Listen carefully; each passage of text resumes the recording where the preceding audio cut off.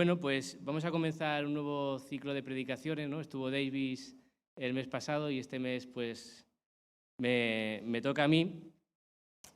Y vamos a estar viendo un poco de crecimiento espiritual, ¿no? Ser más parecidos a Cristo. Y es que en nuestra vida, ¿no?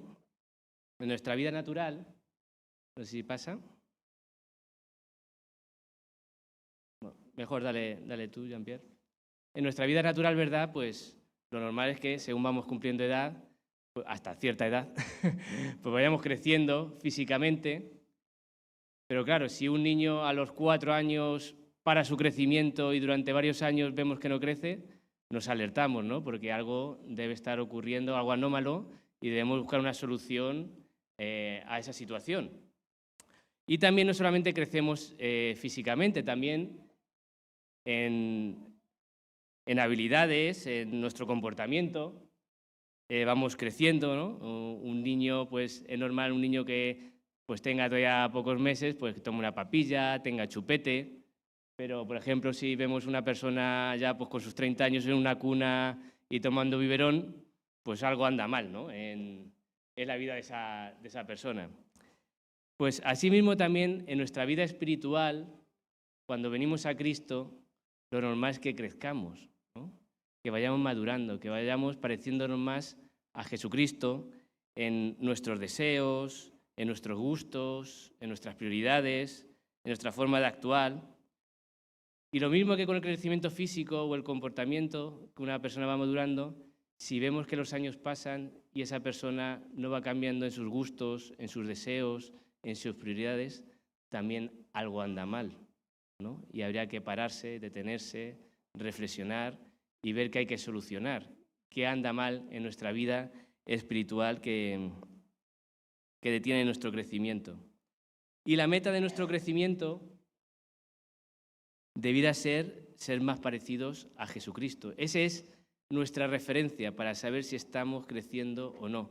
¿Vamos siendo cada vez más parecidos a Jesús? Sabemos que en este mundo, en estos tiempos, no vamos a llegar a esa altura, ¿no? Eso es cuando seamos glorificados y estemos con Cristo en el cielo, seremos ya como Él. Pero en esta tierra sí que debemos ir creciendo e ir avanzando en ese más parecido. Y eso lo vemos en Efesios 4, nos dice cuál es la meta, ¿no?, de nuestro crecimiento. Dice así en Efesios 4, del 11 al 15. Y Él mismo, Jesucristo, constituyó a unos apóstoles, a otros profetas, a otros evangelistas, a otros pastores y maestros, a fin de perfeccionar a los santos para la obra del ministerio, para la edificación del cuerpo de Cristo, hasta que todos lleguemos a la unidad de la fe y del conocimiento del Hijo de Dios, a un varón perfecto a la medida de la estatura de la plenitud de Cristo, para que ya no seamos niños fluctuantes llevados por doquiera de todo viento de doctrina por estratagema de hombres que para engañar emplean con astucia las artimañas del error, sino que siguiendo la verdad en amor, crezcamos en todo en aquel que es la cabeza, esto es Cristo, ¿no? Esa es nuestra meta en nuestra vida cristiana, seguir creciendo y ser más parecidos a Cristo. Y la pregunta para nosotros es, ¿estás creciendo espiritualmente? Es decir, si tú comparas tus prioridades, tus actitudes, tus pensamientos, tus deseos, tus gustos, tu forma de tomar decisiones, tu amor hacia otros, etc., ¿ves que estás avanzando en parecerte más a Cristo y menos al tú que eras antes, o tampoco hay mucha diferencia? ¿Qué piensas tú? ¿Qué piensan los demás que te observan? ¿Estás estancado espiritualmente? Piensa cómo eras hace 2 años, cómo eres hoy. ¿Hay alguna diferencia? ¿Has avanzado en parecerte más a Cristo? Bueno, pues son preguntas que es bueno hacernos ese chequeo espiritual y que a lo largo de estos 4 domingos pues podamos ir cada uno, no pensando, si fulanito, fulanita, la verdad que no ha cambiado nada, no. Pensemos en nosotros mismos, es un autochequeo a la luz de la palabra de nuestra vida espiritual. Y estas van a ser las 4 predicaciones que vamos a ver, ¿no? Primero, no crezco porque es que a lo mejor ni he nacido espiritualmente. Uno no puede crecer físicamente si no ha nacido físicamente primero, ¿no? Es espiritualmente lo mismo. Quizá no estás creciendo porque es que no has nacido de nuevo, no has nacido espiritualmente. Cuando uno nace, lo normal es crecer, como hemos dicho. Veremos cómo funciona y cómo describe la Biblia ese proceso de crecimiento espiritual. El tercer domingo veremos cómo, aunque vamos creciendo, a veces hay estancamiento, hay áreas de nuestra vida donde vemos que tenemos inmadurez. Vamos a ver cómo tratar en ese chequeo, si el antivirus espiritual sale las alertas, cómo tratar esas áreas de inmadurez en nuestra vida. Y por último, el último domingo, veremos en ese crecimiento que lo da Dios, pero qué instrumentos utiliza Dios en nuestra vida para hacernos más parecidos a Cristo. Por lo tanto, como hemos dicho, vamos a centrarnos hoy en el nuevo nacimiento. Para ello vamos a ir al capítulo 3 de Juan.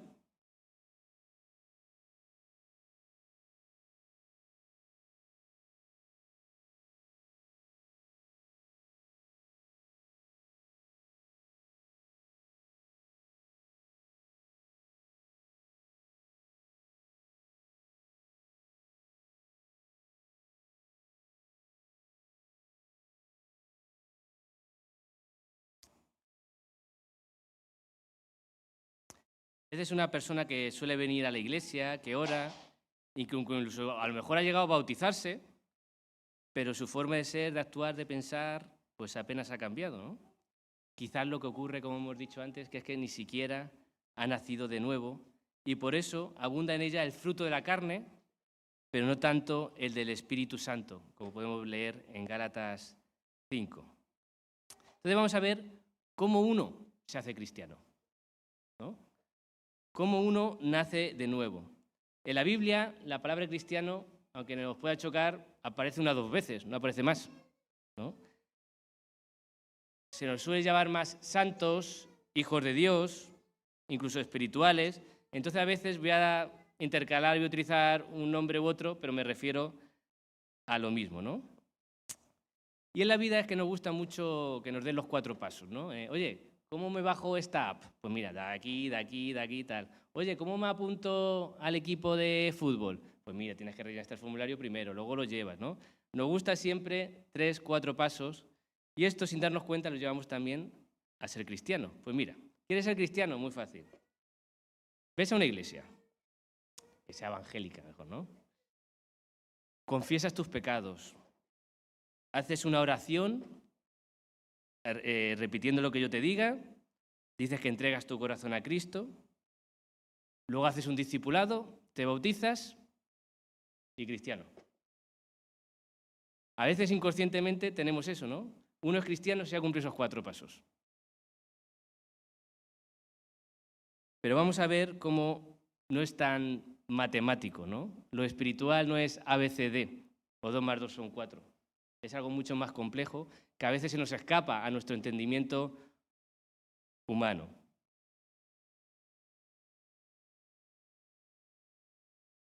Y vamos a ver en Juan 3, vamos a dividirlo en 4 apartados. Primero, los 2 primeros versículos, vamos a ver cuáles son los criterios humanos que utilizamos para definir lo que es ser cristiano. Del versículo 3 al 9, cuál es el criterio de Dios para definir qué es ser cristiano. Luego del versículo 10 al 17, cómo convertirse en un cristiano. Y por último, las consecuencias y causas de no ser cristiano. Entonces vamos a ir primero a Juan 3, los 2 primeros versículos. Ahí en vuestras Biblias. Leemos. Dice así el apóstol Juan, ¿no? Juan 3, versículos 1 a 2. Había un hombre de los fariseos que se llamaba Nicodemo, un principal entre los judíos.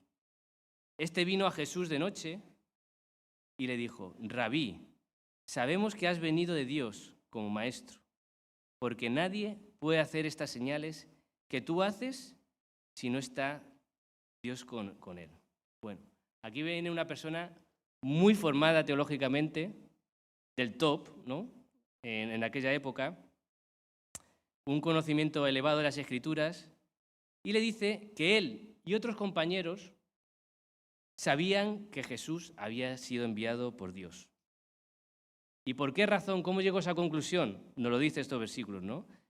Dice, es que esos milagros, esas curaciones instantáneas, si alguien no viene de Dios, no lo puede hacer, ¿no? Y una pregunta para nosotros es, ¿es esta la clave que hace que alguien sea cristiano, hijo de Dios? El saber que Jesús venía de Dios por hacer los milagros que hacía. Es decir, hoy en nuestro tiempo, el que cree que Dios es todopoderoso y hace milagros, ¿ya es cristiano? Vamos a ir unos versículos más atrás, en el capítulo 2 de Juan, y ahí el autor nos lo va a responder. Juan capítulo 2, del versículo 23 al 25. Solo justamente los versículos antes a este pasaje. Alguna relación tendrá, ¿no? Dice, estando en Jerusalén, en la fiesta de la Pascua, muchos creyeron en su nombre, en Jesús, viendo las señales que hacía. Pero fijaros, pero Jesús mismo no se fiaba de ellos, porque conocía a todos. Y no tenía necesidad de que nadie le diese testimonio del hombre, pues él sabía lo que había en el hombre. Fijaros, muchos creyeron en los milagros que hacía Jesús y creían en Jesús por los milagros que hacía. Y Jesús dijo, qué bien, ¿creéis en los milagros? Ya sois salvos. No. Dice que Jesús no se fiaba de ellos. Sí, os quedáis alucinando de los milagros que hago, toco a uno, sale el demonio, toco a otro, se cura instantáneamente, y os quedáis, normal que os quedéis, vamos, ¿cómo nos quedaríamos nosotros, no? Pero no me fío de lo que hay dentro de ellos. Entonces vemos que esa fe por creer en un milagro no es suficiente para ser salvo. Los demonios creían en los milagros. Bueno, los demonios es que el gadareno, ¿no? Dice, por favor, aunque sea con los cerdos. Creían, antes de que Dios los expulsara, de que hiciera el milagro, los demonios sabían ya que Jesús tenía autoridad y poder. Entonces, no es muy diferente la fe de un demonio de una fe de uno que basa su fe solamente en creer los milagros que hace Jesús, ¿no? Santiago 2:19 dice, ¿tú crees que Dios es uno? Bien haces. También los demonios creen, pero tiemblan. Esto no quiere decir que Dios utilice los milagros para atraer a la gente a que crea en Él. El propio apóstol Juan, en el Evangelio de Juan, al final, en el capítulo 20, dice que estas cosas han escrito, que hizo Jesús además muchas otras señales en presencia de sus discípulos, las cuales no están escritas en este libro. Pero estas señales, milagros, se han escrito para que creáis que Jesús es el Cristo, el Hijo de Dios, y para que creyendo tengáis vida en su nombre. Es decir, puede ser un medio, es necesario en algunas ocasiones, pero no es suficiente simplemente por creer que Jesús, que Dios es todopoderoso y con eso ya vamos al cielo, ¿no? Es una creencia intelectual de creer que Dios es poderoso. Pero además, hoy en nuestro tiempo podemos añadir otros criterios que quizás observamos o los tenemos como que si hace esto es cristiano, ¿no? Por ejemplo, asistir a una iglesia. Es un mandato bíblico, en Hebreos 10, 24, 25, se nos exhorta a que debemos congregarnos, no debemos tener la mala costumbre de dejar de congregarnos, pero el mero hecho de asistir a una iglesia no te hace un verdadero cristiano, ¿no? Tú te puedes inscribir en una asociación de ajedrez. Tú te puedes empadronar en Tres Cantos, si eres ciudadano de Tres Cantos. Tú legalizas los papeles y eres ciudadano español. Pero porque firmes un papelito de membresía de la Iglesia no te hace ser cristiano. ¿Es algo bueno? Sí. ¿Es algo que pide Dios? Sí. Pero no es suficiente para ser cristianos, ¿no? Se han dado testimonios de miembros de iglesias que llevaban mucho tiempo asistiendo y que ellos mismos se dieron cuenta que no eran creyentes. O los demás nos dimos cuenta de que no eran creyentes. Algunos teólogos escriben libros de la Biblia y no son ni cristianos. Otro es leer la Biblia. Yo leo todos los días leo la Biblia. O a veces, pero leo la Biblia. El leer la Biblia tampoco te hace ser cristiano. ¿Es bueno? Buenísimo. Necesario, imprescindible. Pero muchas veces, igual que otras religiones tienen sus rituales, a veces nosotros, pues he leído ya mi devocional, he orado, he ido a la iglesia, esta semana he cumplido. Un ritual más. Pero si te pregunto qué has leído, cómo ha impactado tu corazón, a qué te ha llevado a reflexionar, cómo la lectura de algún pasaje que ha cambiado tu vida, pues no. Un ritual. Yo he vivido ese ritual cuando era más joven. Yo empecé a leer la Biblia con 10 años, ¿no? Cuando llevaba 25, yendo a un grupo de jóvenes, me di cuenta que no tenía ni idea de la Biblia, pero ni idea. 15 años leyendo la Biblia, ni idea de la Biblia. ¿Por qué? Había sido un ritual. Porque yo era muy bueno. Si tú me dices que lea la Biblia, me leía la Biblia. Pero luego lo vemos, siendo bueno tampoco vas al cielo. Y esto son buenas cosas, incluso pues vienes a la iglesia, te juntas con gente maja, con buenos hábitos, te alejas de malas compañías. Son buenas cosas que te pueden ayudar en tu vida, pero por el mero hecho de hacerlas, no eres creyente. Fijémonos Judas. 3 años escuchando las predicaciones de Jesucristo. No una vez a la semana, 24 horas viviendo con él. Diácono de tesorería. No era un verdadero creyente. Pues que no nos pase como a Judas, ¿no? Y que Dios un día pueda decirnos, no todo el que me dice Señor, Señor entrará al reino de los cielos, sino el que hace la voluntad de mi Padre que está en los cielos. Muchos me dirán en aquel día, Señor, Señor, ¿no profetizamos en tu nombre? ¿No predicamos? ¿No evangelizamos? Todo lo he añadido yo. Y en tu nombre echamos fuera demonios, y en tu nombre hicimos muchos milagros, y entonces les declararé, nunca os conocí, apartaos de mí, hacedores de maldad. Estos son algunos criterios que humanamente, a veces para ordenarnos, pues tenemos que utilizarlos, pero que no aseguran que seamos cristianos, ¿no? No quiero empezar a poneros dudas, pero sí que es una realidad, ¿no? Y veamos ahora cuáles son los criterios de Dios para realmente definir lo que es un cristiano. Nos vamos a Juan 3, desde el versículo 3 al 9. Dice así. Después que Nicodemo le dice, oye, tú tienes que venir de Dios porque estos milagros que haces, Jesús respondió y le dijo, de cierto te digo, que el que no naciere de nuevo no puede ver el reino de Dios. Nicodemo le dijo, ¿cómo puede un hombre nacer siendo viejo? ¿Puede acaso entrar por segunda vez en el vientre de su madre y nacer? Respondió Jesús, de cierto te digo, que el que no naciere de agua y del Espíritu no puede entrar en el reino de Dios. Lo que es nacido de la carne, carne es, y lo que es nacido del Espíritu, Espíritu es.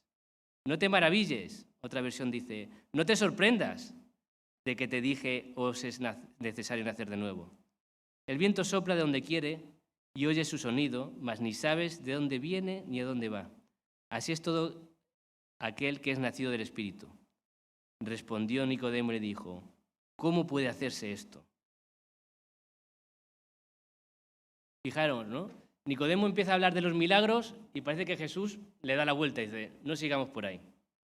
Te voy a decir dónde tienes que ir. Por ese camino no. Te voy a redirigir la conversación, ¿no? Tú lo que necesitas es nacer de nuevo. Muy bien, crees en los milagros, bien. Lo que necesitas es nacer de nuevo. Si quieres ser hijo de Dios, no basta con creer en los milagros. Tiene que haber una renovación interior. Y tal renovación es lo que se llama en la Biblia nacer de nuevo. Fijaros, Nicodemo, miembro del club más selecto de los religiosos de la época, cumplía todos los ritos, tenía grandes conocimientos de la Escritura y diría, ¿y de verdad que esto no vale para ir al cielo?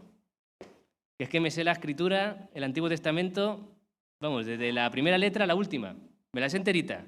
Y además, todas las leyes, soy un buen ciudadano, un buen judío.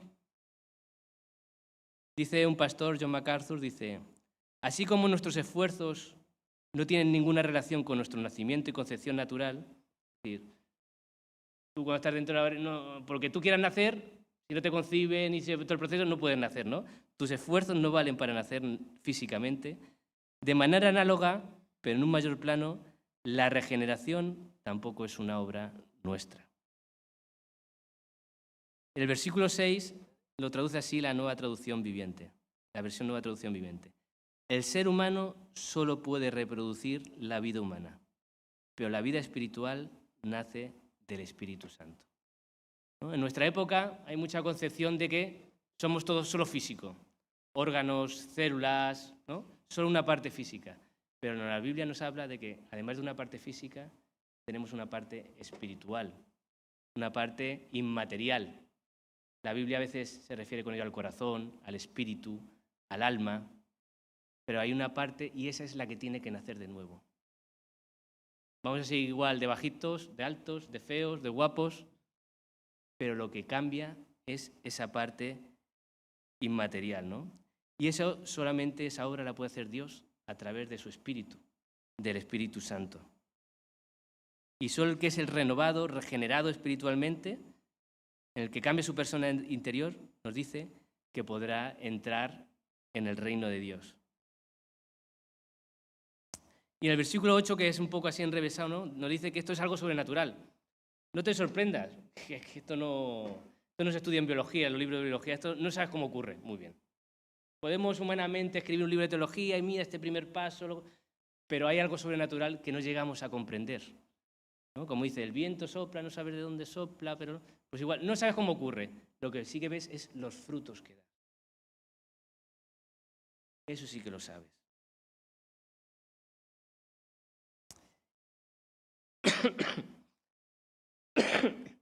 Esa obra da frutos y vemos vidas transformadas de esas personas que han nacido del Espíritu.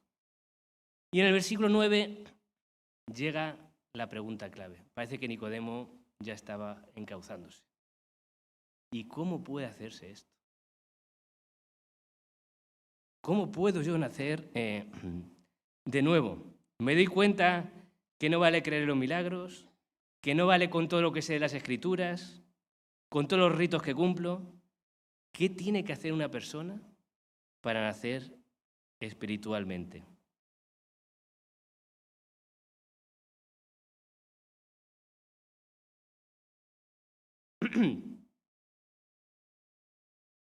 Versículos del 10 al 17, ¿no? Vamos a ir leyendo primero los tres primeros versículos, del 10 al 13, los 4. Respondió Jesús a esta pregunta, ¿cómo puedo nacer de nuevo? Respondió Jesús y le dijo, ¿eres tú maestro de Israel y no sabes esto? O sea, ¿te sabes toda la Escritura, das clase y no sabes lo más básico? De cierto te digo que lo que sabemos hablamos y lo que hemos visto testificamos. Y no recibís nuestro testimonio. Si os he dicho cosas terrenales y no creéis, ¿cómo creeréis si os dijere las celestiales? Nadie sube al cielo sino el que descendió del cielo, el Hijo del Hombre, que está en el cielo. Muchas gracias.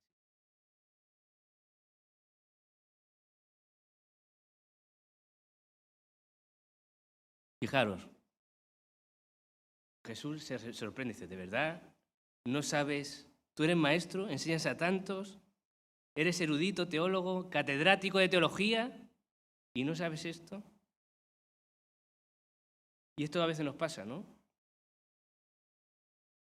Él se sabía el Antiguo Testamento, y en el Antiguo Testamento, Isaías, Ezequiel, Jeremías, hablaba de un nacimiento del Espíritu, de la obra del Espíritu Santo que obraría dentro de las personas, que nos daría un nuevo corazón.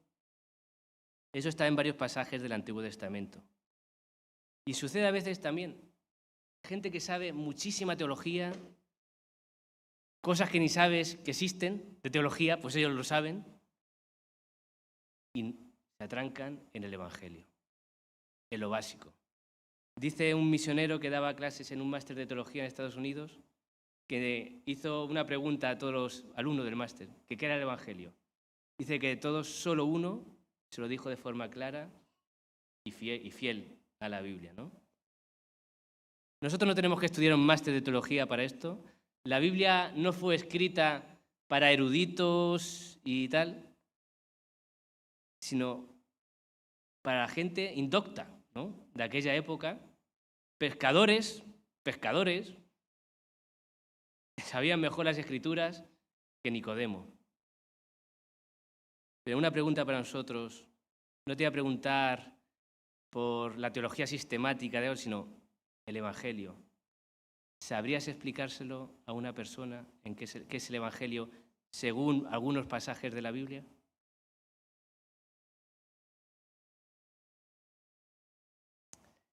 En ocasiones guiamos a las personas a que se dirijan a Jesús como se dirigió Nicodemo, ¿no? No buscando la solución a la raíz de su problema más importante. Está bien cuando vemos personas necesitadas, que su matrimonio va mal, que tienen enfermedades, que busquen ayuda en el Señor, que nos preocupemos por ellos, que le digamos que Dios puede hacer un milagro, porque es cierto, Dios puede hacer un milagro. Pero no nos quedemos ahí, porque tienen un problema aún mayor, y es que tienen que nacer de nuevo, ¿no? Debemos guiarle a esa pregunta clave: ¿cómo se nace nuevo? ¿Cómo me reconcilio con Dios? ¿Cómo puedo salvarme en el día del juicio final que Dios hará? Y la respuesta es el Evangelio. Seguimos ahora en el versículo 14 y Jesús sigue respondiendo, ¿no?, a esa pregunta que hizo Nicodemo: ¿cómo se puede hacer esto? ¿Cómo puedo nacer de nuevo? Dice así, versículo 14 al 17, Juan 3. Y como Moisés levantó la serpiente en el desierto, así es necesario que el Hijo del Hombre sea levantado, para que todo aquel que en él cree no se pierda, mas tenga vida eterna. Porque de tal manera amó Dios al mundo, que ha dado a su Hijo unigénito, para que todo aquel que en él cree no se pierda, mas tenga vida eterna. Porque no envió Dios a su Hijo al mundo para condenar al mundo, sino para que el mundo sea salvo por él. Claro, Jesús habla aquí de Moisés levantó una serpiente. Es un pasaje del Antiguo Testamento que está en Números, capítulo 21, del 4 al 9, y fue que el pueblo de Dios pecó, se rebeló contra Dios y contra Moisés, y Dios los castigó con una serie de serpientes que los mordía y los mataba. Pero Moisés intercedió en oración y Dios le dijo: mira, hazte una serpiente, la alzas en un asta y cuando miren a la serpiente quedarán curados y se librarán de la muerte. Ese pueblo merecía el castigo, pero Dios usó de su misericordia, los perdonó y los salvó de la muerte. Ahora Jesús dice: igual que Dios mandó a alzar una serpiente para que esa gente que merecía morir fuera salvo, ahora va a alzar al Mesías, a mí, al Cristo, en la cruz y después resucitado al cielo. El que mira a Jesús, ese será salvo. Es una obra por gracia que no merecemos, que no merece nadie, pero todo aquel que está mordido por el pecado y su destino es la muerte eterna, ir al infierno, porque ¿quién alcanza el estándar de Dios? ¿Quién cumple cualquier mandamiento de Dios perfectamente? Nadie. Todos mereceríamos ser mordidos por el pecado y morir eternamente. Pero Cristo murió en la cruz para que todo aquel que se arrepienta de sus pecados y ponga su fe en Él, igual que fueron salvos los mordidos por las serpientes, hoy seamos salvos los pecadores. Y esa es la clave como uno nacerá espiritualmente. Cuando te arrepientes de tus pecados y pones tu confianza en la muerte y resurrección de Jesús, Él envía tu Espíritu Santo y naces de nuevo. Hay una renovación interior y entonces podrás ser llamado cristiano, que lo que significa originalmente en griego la palabra es pequeños Cristos, imitadores de Cristo, Cristos en miniatura. Por tanto, no es asistir a la iglesia, aunque hay que asistir, no es simplemente leer la Biblia, aunque hay que leerla, no es ni siquiera bautizarse, una evidencia absoluta e inequívoca de ser cristiano. Lo que nos hace cristianos, hijos de Dios, es esa obra del Espíritu Santo cuando nos arrepentimos de nuestros pecados y ponemos nuestra fe en Cristo. Y entonces Dios nos declara sus hijos, nos adopta y seremos librados del infierno y sin merecerlo recibir vida eterna. Y el motivo por el cual Dios nos da este regalo es la buena noticia, porque Jesucristo amó al mundo, a un mundo malo y pecador. Y para nosotros, estas cosas que a veces tanto lo hemos escuchado no nos conmocionan, no nos emocionan, no nos alegran, y a veces nos alegra más que nos hagan un regalito que sabernos salvos, ¿no? Este regalo que Dios nos ha dado. Y fijaros en el versículo, dale una más para adelante, por favor. Dice el texto que para que el mundo sea salvo. ¿Salvos de qué, no? La gente muchas veces no sabe que está perdida.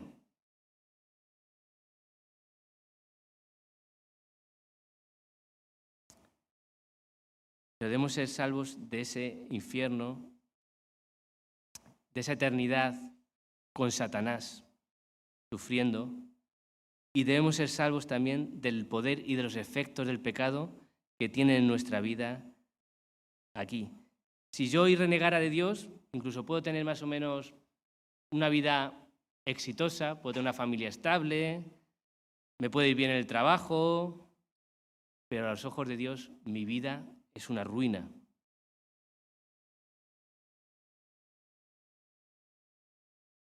Dice un autor,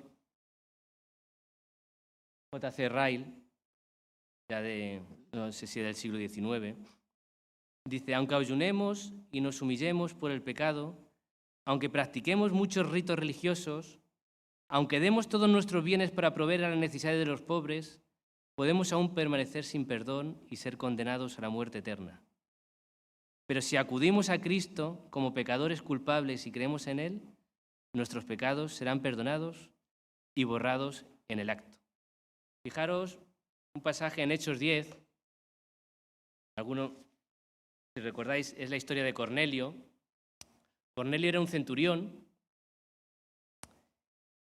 y habla muy bien la palabra de Cornelio. Dice que en Hechos 10, versículo 2, dice que era un hombre piadoso, temeroso de Dios, con toda su casa, y que hacía muchas limonas al pueblo y oraba a Dios siempre.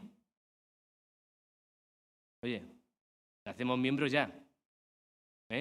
Además era centurión, seguro que tendría buenos contactos, pero fijaros, Dios tuvo que enviar a Pedro para que le predicara el Evangelio y recibiera el Espíritu Santo.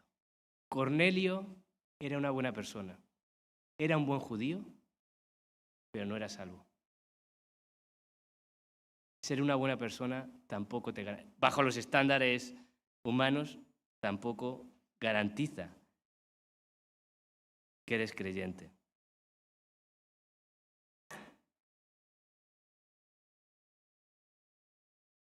Y por último vamos a ver las consecuencias y causas de no ser cristiano.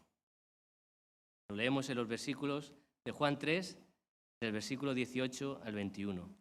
Dice, el que en él cree, en Jesús, no es condenado, pero el que no cree ya ha sido condenado, porque no ha creído en el nombre del unigénito Hijo de Dios.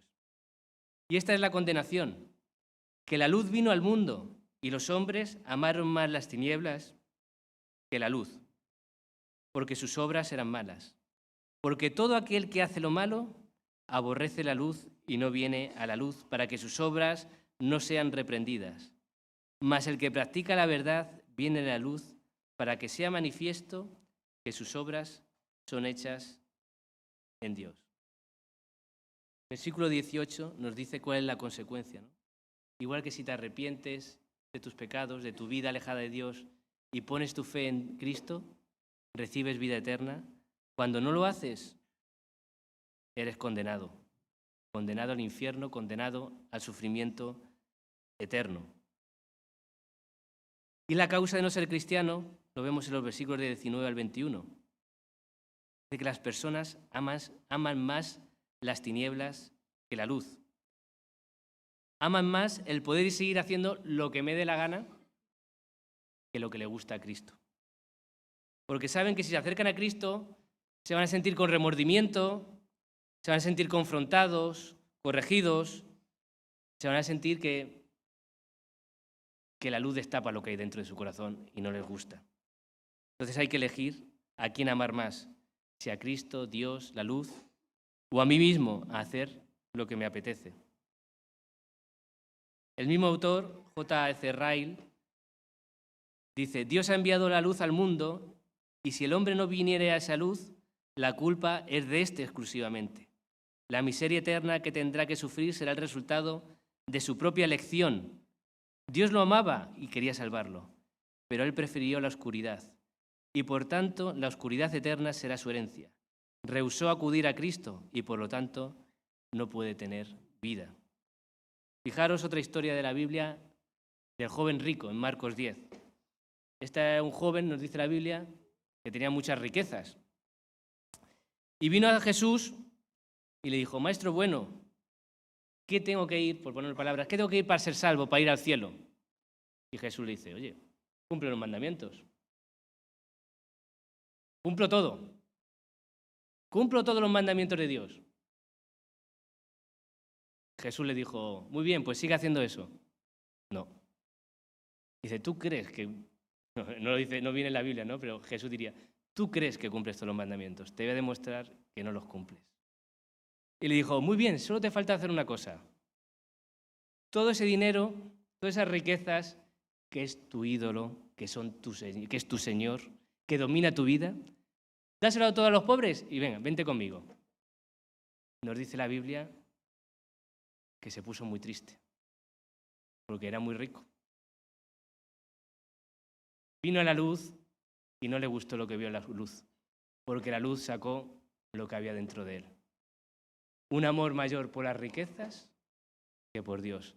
No quiere decir que todos, para ser creyentes, tengamos que vender todo lo que tenemos, porque Zaqueo no tuvo que dar eso. Él ya mostró, Zaqueo, que era recaudador de impuestos, dio algo que había estafado y tal, y nos dice que fue salvo ese día, ¿no?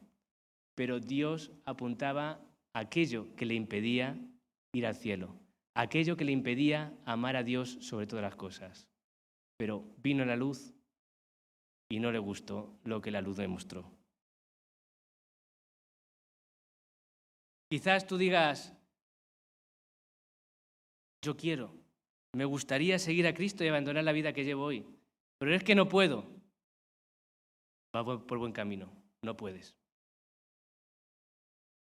Pero dice justo la historia del joven rico que para Dios no hay nada imposible. Y si tú realmente quieres y vienes a Cristo y miras a Cristo levantado en la cruz, que murió por tus pecados, que sufrió el castigo que tú merecías, tú vas a poder. Porque no eres tú, es el Espíritu Santo dentro de ti, que lo envía Dios a aquellos que realmente ponen su confianza en Dios. Como conclusión, primero, 2 puntos, ¿no? También de poner en práctica sobre lo que vemos aquí. Primero es cómo evangelizamos.